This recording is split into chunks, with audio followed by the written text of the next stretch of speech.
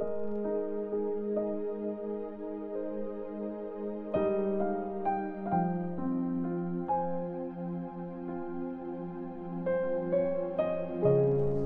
chapter 5. Pinagaling ni Jesus ang lalaking sinapian. At dumating sila sa bayan ng Gerasa sa kabila ng Lake Galilee. Pagkababa nila ng bangka, sinalubong si Jesus ng isang lalaking sinapian ng masamang espiritu. Galing siya sa sementeryo. Doon siya mismo sa sementeryo nakatira.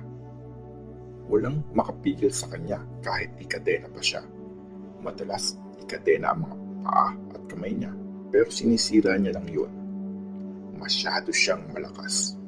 Lagi siyang nasa sementeryo o kaya naman sa bundok, araw at gabi. Sigaw siya ng sigaw at sinusugatan pa niya ng bato ang sarili niya. Malayo pa lang, nakikita na niya si Jesus. Tumakbo siya palapit at lumuhod siya sa paanan ni Jesus. Sumigaw siya ng todo. Jesus, anak ng kataas-taasang Diyos, anong pakialam mo sa akin? Parang awa mo na, huwag mo kong pahirapan. Nasabi yun ng lalaki kasi sinabihan siya ni Jesus, masamang espiritu, lumabas ka sa taong yan. Tinanong siya ni Jesus, anong pangalan mo?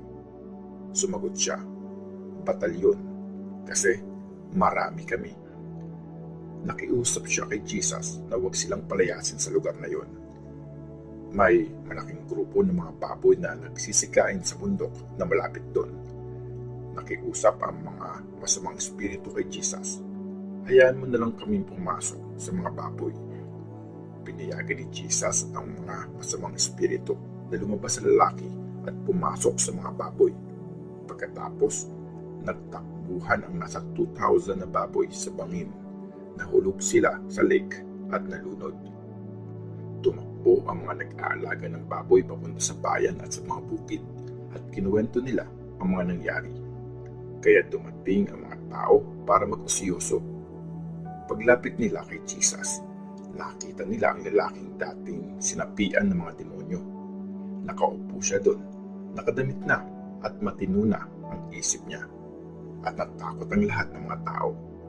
Ikinuwento sa kanila ng mga nakakita kung ano talaga ang nangyari sa lalaking sinapian ng mga demonyo at sa mga baboy.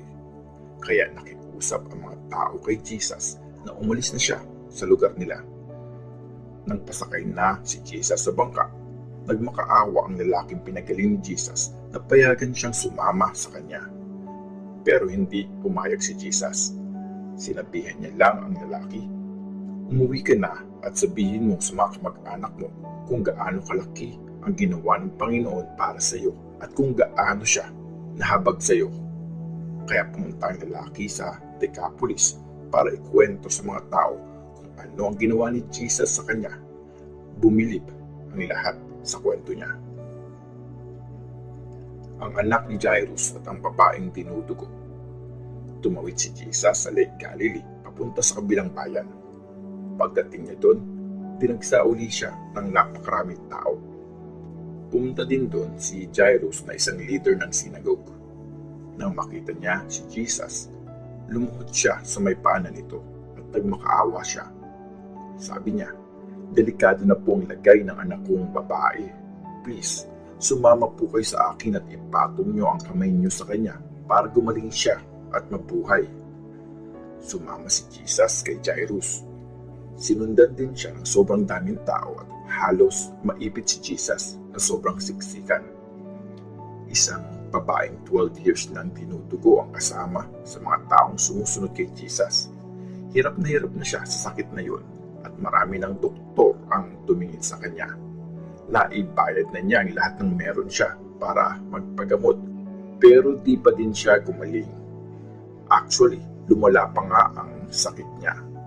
Narinig niya mga kwento tungkol sa pagpapagaling ni Jesus kaya nakipagsiksikan siya sa pagsunod kay Jesus. Sinabi niya sa sarili, mahawakan ko lang ang damit niya, gagaling ako. Kaya hinawakan niya ang damit ni Jesus at tumigil agad ang pagdudugo niya. At naramdaman niya sa katawan niya na gumaling na siya. Naramdaman din agad ni Jesus na may kapangyarihang lumabas galing sa kanya. Kaya tinanong niya ang mga tao, "Sinong humawak sa damit ko?" Sumagot ang mga disciples, "Hindi niyo po ba nakikita na sobrang dami ng taong nagsisiksikan?